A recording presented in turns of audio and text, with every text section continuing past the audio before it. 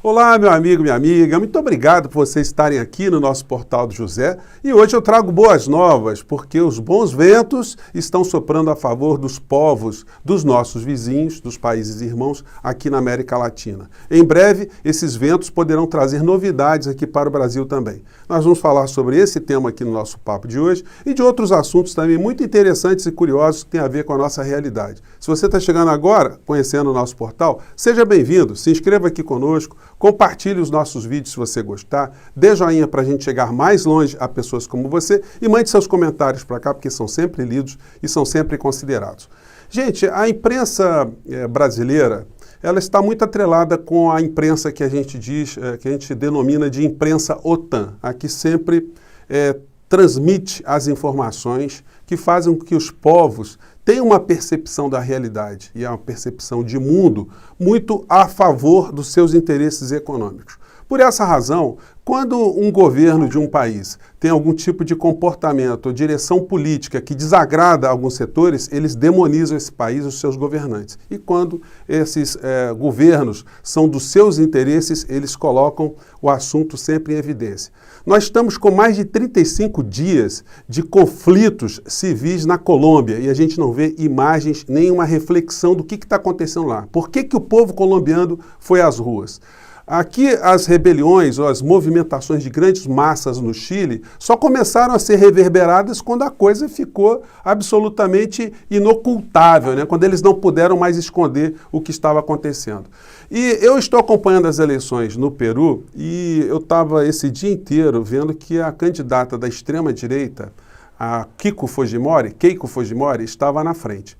Mas o candidato que é o representante da esquerda, embora ele tenha pautas muito peculiares, ele começou a encostar e nesse momento ele já ultrapassou e provavelmente ele será o novo presidente do Peru, derrotando, não uma mera candidata, mas derrotando um discurso totalmente organizado pelos grandes grupos econômicos, que como no Brasil, eu já salientei para vocês, como eles não têm lá o problema da imigração, eles também inventam o comunismo como algo a ser derrotado e eles tentaram o tempo todo vincular o tal comunismo que não existe no Peru e nem tem perspectiva de se instalar agora com o futuro presidente, mas colocaram essa questão como um medo para que as pessoas votassem na candidata da direita, a Keiko Fujimori.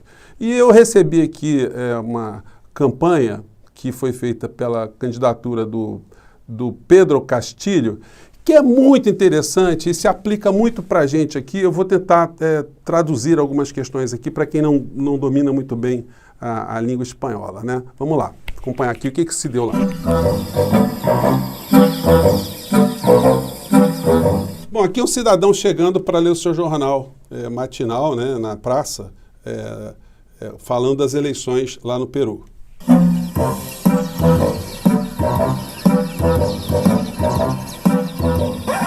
Aí ele vê as duas candidaturas, a candidatura do Pedro Castillo e da Keiko Fujimori. Olha que coincidência, como uma candidata da extrema-direita, ela está usando a camisa da seleção peruana de futebol. Estão percebendo as conexões? Vamos lá. Então a direita lá também se assenhorou de um símbolo nacional, né, do povo peruano. Vamos lá. Segue.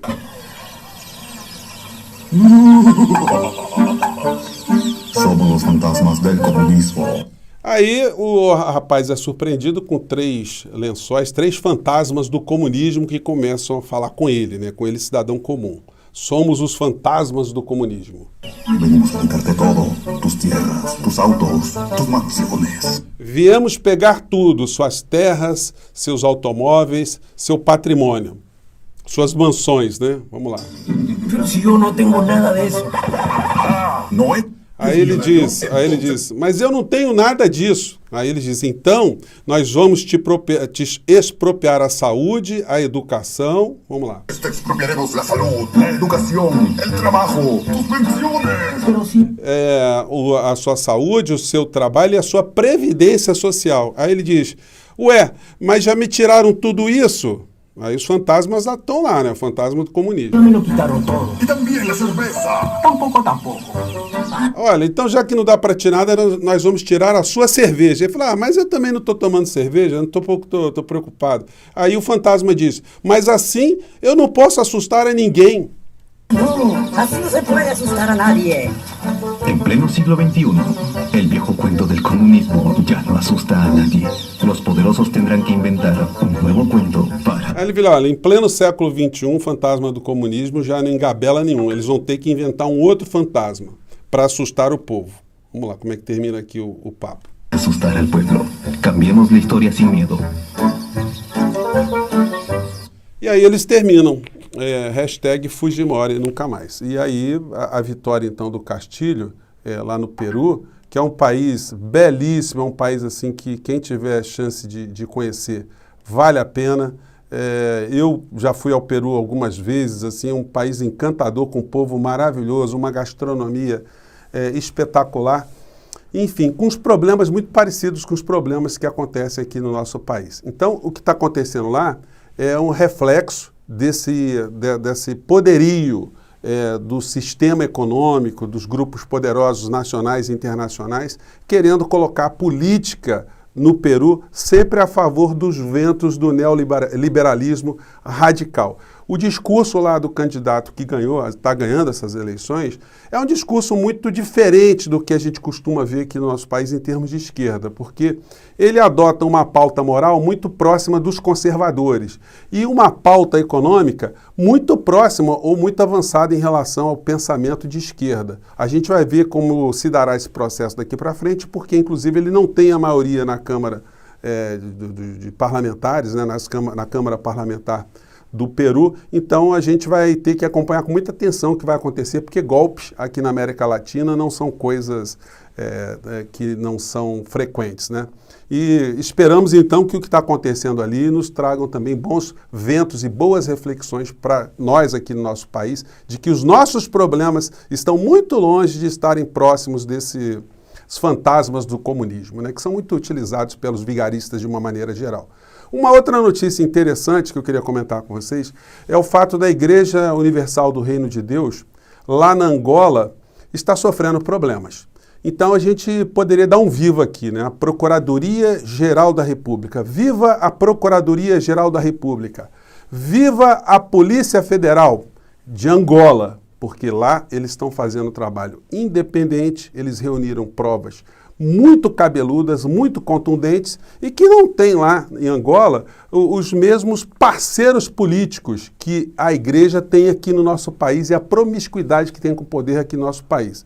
Eles estão pegando alguns pastores que lideram a igreja em Angola, estão incriminando-os por lavagem de dinheiro, evasão de divisas, associação criminosa e outros delitos mais, né? São vários líderes da igreja que estão sendo responsabilizados. Em breve a gente vai ter mais notícias sobre isso e a igreja aqui no Brasil está tentando fazer com que o governo federal se meta nessa questão, o governo brasileiro, o governo Bolsonaro, para tentar salvar a pele dessas criaturas que foram apanhadas lá pelas instituições angolanas, né? Bom, em outros assuntos aqui que eu quero trazer para vocês, hoje o Bolsonaro veio para o seu cercadinho falar mais coisas que reforçam aquilo que nós já sabemos, que ele é um grande mentiroso, além de ser o grande responsável pela essa matança que nós estamos tendo aqui no nosso país. Eu vou exibir para vocês um trecho de um vídeo, mas eu quero comentar, primeiro ele ter falado para o seu cercadinho que os números relacionados à Covid no nosso país serão desmentidos pelo Tribunal de Contas da União. Então ele está fazendo a fake, aí as pessoas vão reproduzindo essas mentiras pelas redes, ou seja, segundo o Bolsonaro, os números são 50% menores dos que estão sendo apresentados aqui no nosso país. Evidentemente, o Tribunal de Contas da União vai desmentir o presidente da República mais uma vez, porque ele é um mitômano, né? Ele é um viciado em mentir. E aí, mais uma vez, perante a sociedade, perante o mundo, nós perceberemos mais uma vez que o presidente tem esse cacuete terrível de ser um homem pequeno. Hoje teve um artigo no jornal o Globo, do Miguel de Almeida, né, onde ele cita um escritor chamado William Reich. É um escritor, filósofo, esse senhor aqui, esse dá para vocês pegarem. gosto sempre de ilustrar, né? Ele foi uma pessoa que trabalhou junto com Freud e escreveu trabalhos espetaculares no campo da psicologia, da psicanálise. Ele foi um cara que desenvolveu a técnica de leitura da linguagem corporal, aquilo que a gente está fazendo, os comportamentos, o braço cruzado, sobrancelha, enfim, o olhar. Ele fez quase que um manual para identificarmos quando a pessoa está mentindo, quando ela não está, enfim, quando ela está insegura. Ele foi uma pessoa muito respeitada e combatido tanto pela extrema esquerda como pela extrema direita. Ele acabou sendo preso nos Estados Unidos por conta das suas ideias, e que foi acusado ali por, inclusive, estar incomodando o sistema. Ele fazia muito questionamento, tanto ao sistema da extrema-direita quanto ao sistema da extrema-esquerda. E aí acabou sendo perseguido. Enfim, a história dele é muito interessante. Mas o Miguel de Almeida, ele cita um livro do Reich chamado Escuta Zé Ninguém. Eu peguei aqui o livro, porque ele não é muito grande, peguei alguns trechos desse livro aqui para compartilhar com vocês. Aí eu queria só chamar a atenção, deixa eu ver se eu acho aqui, gente. Um trechinho aqui. Vocês vão ver como é que o Reich, ele já identificava o surgimento de criaturas como o Bolsonaro e as outras que o cercam, né, desde muitas décadas atrás. Diz ele aqui, chamam-te Zé Ninguém, homem comum, e ao que dizem começou a tua era, a era do homem comum. Mas não é tu que o dizes, Zé Ninguém. São eles, os presidentes das grandes nações, os importantes dirigentes, os filhos da burguesia arrependidos, os homens de Estado e os filósofos. Dão-te o futuro, mas não te perguntam pelo passado. Tu és herdeiro de um passado terrível. A tua herança queima-te as mãos. E sou eu que te digo. A verdade é que todo médico, sapateiro, mecânico, educador que queira trabalhar e ganhar o seu pão deve conhecer as suas limitações. Há algumas décadas, tu, Zé Ninguém, começaste a penetrar no governo da Terra. O futuro da raça humana depende, a partir de agora, da maneira como pensas e ages. Porém, nem os teus mestres, nem os teus senhores te dizem como realmente pensas e és. Ninguém ousa dirigir-te uma única crítica que te poderia tornar apto a ser inabalável senhor dos teus destinos. És livre apenas no sentido, livre da educação que te permitiria conduzir-te a tua vida como te aprovesse, acima de autocrítica. Gente, é muito interessante, eu separei aqui mais alguns trechos. Ele está dizendo para a gente que as pessoas que tiveram uma vida absolutamente castrada, uma vida medíocre, as pessoas que nunca se importaram em se instruir, essas pessoas, quando chegam ao poder, elas colocam uma visão de mundo, que é uma visão de mundo absolutamente medíocre de uma maneira geral. E muitas vezes essa visão medíocre é utilizada justamente por quem detém o poder e o conhecimento de fato, que utiliza o famoso Zé Ninguém para que o Zé Ninguém opere a seu favor. Isso a gente tem falado o tempo todo aqui. E da onde surge um Zé Ninguém no poder, surgem outros Zés Ninguéms para auxiliá-lo também nessa organização de poder. No artigo hoje do Miguel de Almeida, ele fala muito disso. Eu vou ver o máximo que dá para compartilhar com vocês na seção de comentários ali, na descrição do nosso vídeo. E para finalizar, gente, eu queria trazer para vocês uma criatura que tem sido apontada ao lado de outras tantas como uma figura que coordena todas as ações do Zé Ninguém. São os famosos Zé Ninguéms que estão eclodindo. Enquanto a Polícia Federal de Angola e a Procuradoria-Geral da República de Angola estão passando o rodo em todo tipo de picareta da fé, aqui no Brasil muitos deles continuam a entrar na política. Hoje, mais um vídeo de um tutor, um mentor espiritual, intelectual, político e jurídico do Bolsonaro. Disse esse cientista social agora de manhã nesse vídeo que eu estou reproduzindo aqui para vocês. Vamos lá. O Luiz não vai dar xilique, não? E aí, Casagrande, não vai falar asneira, não? E Tite? Você é empregado, não quer? Cai fora!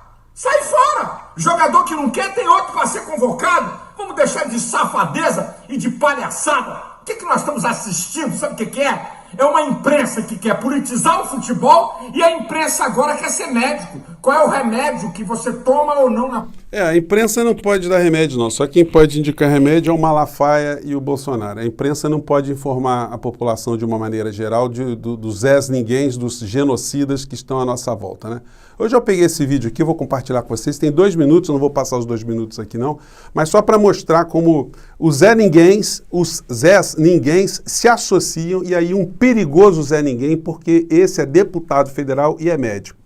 Então, esse vídeo ele mostra como o Bolsonaro, que é o Zé Ninguém maior, se ocupa de fazer ações para o povo brasileiro baseado nos outros Zé Ninguéms que ele trouxe até o poder. Vamos comparar aqui falas do médico deputado Osmar Terra e as consequentes repercussões que o Bolsonaro deu a elas. Vamos lá.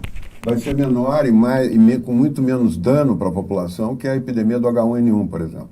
O número de pessoas que morreram de H1N1 no ano passado foram na ordem de 800 pessoas. A previsão é não chegar a essa quantidade de óbitos no tocante ao coronavírus. E no Brasil se atinge o pico no máximo em 2 semanas, até menos. Parece que está começando a ir embora a questão do vírus. Mais de 50%, 60% da população já está contaminada pelo vírus, já desenvolveu anticorpos. Todo mundo diz, é quase unanimidade, né, que 60% dos brasileiros já foram ou serão infectados. E a partir desse momento é que nós podemos praticamente dizer que ficamos livres do vírus, tendo em vista esse percentual grande de pessoas que ter conseguido anticorpos. Não tem nenhum impacto o isolamento social, nenhum impacto, não reduziu, está aí a prova. Lockdown, fecha tudo, não dá certo. Não. Gente, eu vou colocar assim, mas olha, a gente pesquisando na internet, a gente vai achar muito material de todo tipo de vigarice. E os vigaristas, simplesmente essa semana, eles não falaram, o que eu chamo de animadores da senzala, eles não falaram da doutora Luana na CPI. Eles continuam totalmente inertes, mudos diante dos conhecimentos científicos. Como eu disse para vocês, a frase fundamental que teve nessa CPI no dia da doutora Luana é: ciência não é opinião. Essas pessoas todas que estão junto do Zé Ninguém mor, são pessoas que não estão abraçadas com a ciência, estão abraçadas com a opinião. Só que é a opinião genocida, é a opinião da indiferença. A gente falou rapidamente aqui da Copa América, né? O protesto maior não é pela realização, mas é em relação à indiferença, o escárnio que significa fazer uma situação dessa aqui no nosso país, com tantos mortos. Isso é que não está chamando a atenção das pessoas de uma maneira geral. O Zé Ninguém maior do nosso país é uma pessoa que não tem empatia, é um homem que está agindo para matar o povo brasileiro. Isso vai ser apurado, gente, isso vai ser responsabilizado. A gente tem que ter só um pouco de paciência, mas sem perder a firmeza ou a ternura jamais, né? Eu fico por aqui, gente. Um grande abraço, até o nosso próximo encontro.